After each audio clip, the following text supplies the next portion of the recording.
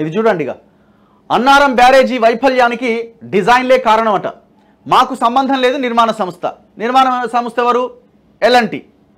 బ్యారేజీ ప్రమాదంలో ఉన్నది, రక్షణ చర్యలు చేపట్టాలి, శాశ్వత మరమ్మతులు చేయాలి. ఆఫ్కాన్స్ కాళేశ్వరం ప్రాజెక్టులోని మరో బ్యారేజీ వైఫల్యం పైన నిర్మాణ సంస్థ చేతులెత్తేసింది.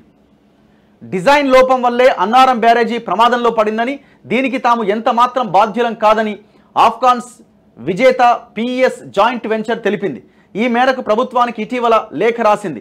ఇప్పటికే మేడిగడ్డ బ్యారేజీ వైఫల్యానికి తాము కారణం కాదని, మరమ్మతులు పునరుద్ధరణ చేపట్టాలంటే మళ్లీ ఒప్పందం చేసుకోవాల్సిందే అంటూ నిర్మాణ సంస్థ L&T తేల్చి చెప్పిన విషయం తెలిసిందే.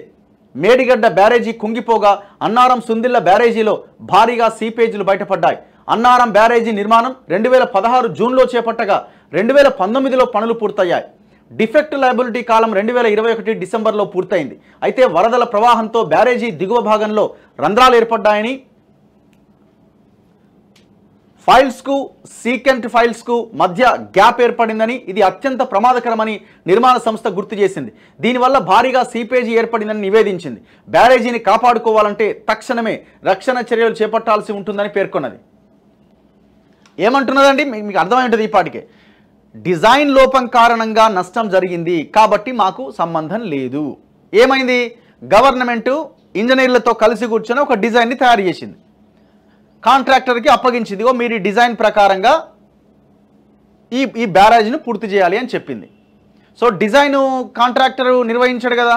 ఇప్పుడు వాళ్ళు దాన్ని ఆసరాగా చేసుకొని ఆ కాంట్రాక్టర్ ఏమంటాడంటే, L&T సంస్థ ఏమంటుందంటే, డిజైన్లోనే లోపం ఉన్నప్పుడు మేమేం చేయాలా? మేము కట్టే దాంట్లో ఎక్కడైనా లోపం ఉంటే మేము దాన్ని భరించడానికి అవకాశం ఉంటుంది. డిజైన్లోనే లోపం ఉంది, అసలు అది కట్టడానికి వీల్లేదు, ఆ ఏరియాలో కట్టకూడదు, లేకపోతే అటువంటి కట్టడం, అటువంటి డిజైన్తో కూడిన కట్టడం కరెక్ట్ కాదు, వేరే డిజైన్తో కట్టాల్సి ఉండే. సో డిజైనే తప్పు కాబట్టి, మీరే తప్పు చేశారు కాబట్టి మేము చేయడానికి ఏమీ లేదనేది ఆ సంస్థ తప్పించుకుంటున్నది. ఈ దుర్మార్గుల ఎలక్షన్లకు ముందు మేడిగడ్డ కుంగినప్పుడు ఏం చెప్పారు హరీష్ రావు అండ్ KTR? ఏముందండి, కాంట్రాక్టరు భరిస్తాడు, మాకేం సంబంధం, ప్రభుత్వానికి ఏమి ఇబ్బంది, ఎటుపోయిండే ప్రకాష్ ప్రకాష్ గవర్నమెంటే కడుతుంది, గవర్నమెంట్కి ఏమన్నా ఖజానా నుంచి తీసేది ఉందా అని అన్నాడు. ఇప్పుడు మరి ఎవరు సపోర్ట్ చేస్తున్నాడు? ఎంత దుర్మార్గం అంటే, ఈ డిజైన్ ఎవరు రూపొందించింది? కేసీఆర్ అండ్ మెగా కృష్ణారెడ్డి ప్రగతి భవన్లో కలిసి కూర్చొని ఈ డిజైన్లు రూపొందించినారు. ఎందుకు ఈ రకంగా డిజైన్ కట్టిర్రు? కాంట్రాక్ట్ పైసల కోసం. మరి వై మెగా కృష్ణారెడ్డి ఇక్కడ ఎందుకు వచ్చిండు అని అంటే, మొత్తం డిజైన్ రూపకల్పన వీళ్ళదే. ఇట్లా అయితేనే మనకు పైసలు వస్తాయి, ఇట్లా అయితేనే మనకు కమిషన్లు వస్తాయి. సో ఇప్పుడు ఈ బరాజులు, ఈ 3 బరాజులు కూడా L&T అనే సంస్థ కట్టింది. అక్కడ ఉన్న పంప్ హౌజులు మెగా కృష్ణారెడ్డి కట్టిండు. మొత్తం టన్నెల్స్, మల్లన్న సాగరు, మిగతా రిజర్వాయర్లన్నీ 90% వర్క్స్ అంతా మెగా కృష్ణారెడ్డి చేసిండు. ఇవి అట్లే చచ్చినాయి, అవి అట్లే చచ్చినాయి. సింపుల్గా వీళ్ళు ఏమంటున్నారు? డిజైన్ లోపం, మేమేం చేయం, వాళ్ళు ఆ డిజైన్ ఇచ్చి మేము కట్టమన్నాం.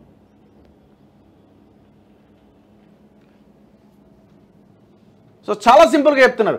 బ్యారేజీల డిజైన్లు ఎలా తయారు చేశారు, ఆమోదానికి ప్రామాణికం ఏంటి, లైడార్ సర్వే సరైందేనా, అధికారులను ప్రశ్నించిన NDSA నిపుణుల కమిటీ. కాళేశ్వరం ప్రాజెక్టు నిర్మాణ లోపాలపైన క్రాస్ ఎగ్జామినేషన్. నేడు రేపు కూడా కొనసాగబోతున్న కమిటీ భేటీలట. ఈ ఏమంటాడు కేసీఆర్ మన నల్గొండ మీటింగ్లో, జర్రాన్ని తీసుకుపోయిందట, జర్రాన్ని తీసుకుపోయి అది కుంగిందట. సిగ్గు లేదు కొంచెం అన్న మాట్లాడడానికి. ఇంకోడేమో పర్రెలు పెట్టిందంటాడు ఆయన కొడుకు. పర్రెలు వచ్చింది, అదేముందండి తాపీతో మెత్తితే అయిపోద్ది, అంత సింపుల్గా చెప్పేస్తున్నారు. వాడు మల్లారెడ్డి జోకర్ ఏమో 3,000 కోట్లు పెడితే అయిపోద్దండి, ఏముంది అంటే 3,000 కోట్లు అంటే వాళ్ళకి ఎట్లా కనిపిస్తున్నది చూడండి. అసలు ఈ 3 బరాజులు పనికిరావు, మొత్తం కూలగొట్టడం తప్ప దానికి ఇంకొక ఆప్షన్ లేనట్టుగానే కనబడుతుంది. డిజైన్లోనే లోపం ఉన్న తర్వాత ఇంకేముంది అక్కడ? అందుకే తెలంగాణ ప్రజలు తెలుసుకోవాల్సింది ఏంటంటే, ఇంకెవడెవడైతే కాళేశ్వరం మహా గొప్పది అని మాట్లాడుతున్నాడో ఒక్కొక్కరిని అడిగి తీసుకుపోయి కట్టేయాలి ఆ డ్యామ్ మీద, ఆ బ్యారేజ్ మీద. మన రేపు వరదలు వస్తాయి కదా, ఆ డ్యామ్ చివరన కట్టేసి ఈ ఉండు రైడ్ది కొట్టకపోద్దా ఉంటుందా, మీకు నమ్మకం ఉంది కదా కొట్టకపోదని, మీకు నమ్మకం ఉంది కదా బలమైన బ్యారేజ్ అని, సో అక్కడ కట్టేయాలి వీళ్ళని. ఎంత ఎంత ఘోరం అంటే అసలు.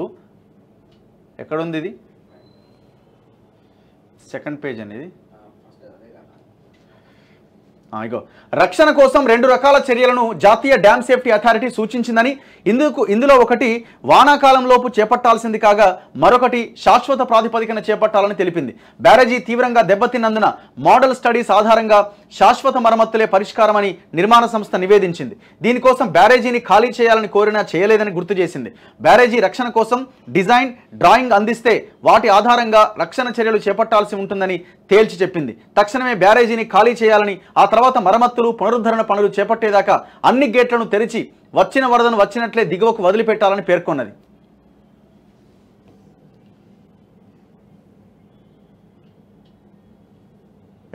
కాళేశ్వరం లింక్ 1లో మేడిగడ్డ, అన్నారం, సుందిళ్ల బ్యారేజీల నిర్మాణాల్లో ప్రత్యక్షంగా పాల్గొన్న రామగుండం మాజీ ఈఎన్సీ నల్లా వెంకటేశ్వర్లతో పాటు ఈఎన్సీగా పనిచేసి ఇటీవలే రాజీనామా చేసిన మురళీధర్రావును కమిటీ విచారించింది. ప్రధానంగా ఈఎన్సీ విభాగంలో పనిచేసిన అధికారులతో పాటు ప్రాజెక్టు ప్లానింగ్, హైడ్రాలజీ, ఇన్వెస్టిగేషన్, డిపిఆర్ల తయారీ విభాగం అధికారులను ఆరా తీసింది.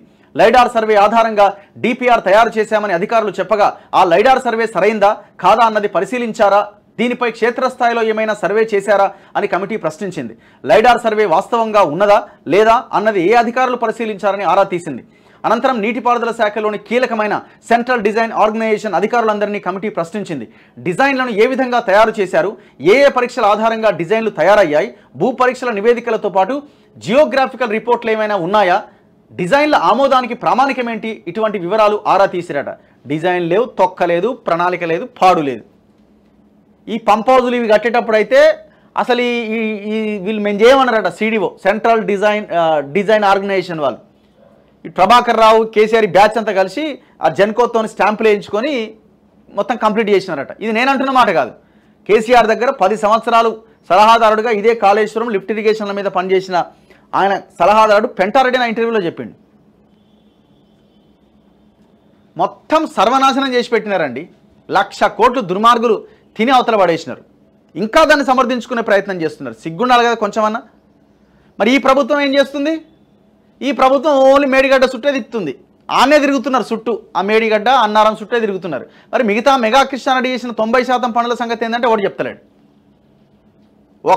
ఒక్కడి నోటి నుంచి అన్న మల్లన్న సాగర్ అని కానీ, టన్నెల్స్ అని కానీ, లేదు మిగతా రిజర్వాయర్ల గురించి కానీ, లేదు మెగా కృష్ణారెడ్డి పేరు కానీ ఒక్క కాంగ్రెస్ నాయకుడైనా పలుకుతున్నాడా? కాంగ్రెస్ అట్లే ఉంది, బీజేపీ కూడా అట్లే ఉంది.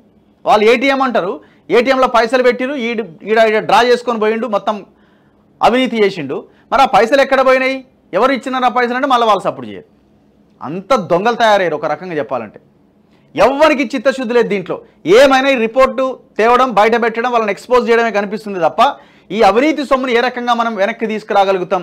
ఇప్పుడు ఈ డబ్బులు ఉన్నాయి, దీని ద్వారా కొన్ని వేల కోట్ల రూపాయలు సంపాదించారు. మెగా కృష్ణారెడ్డి సంపాదించిండు, కేసీఆర్ ఫ్యామిలీ సంపాదించింది. మరి ఈ డబ్బులు ఎక్కడ పోయినాయి?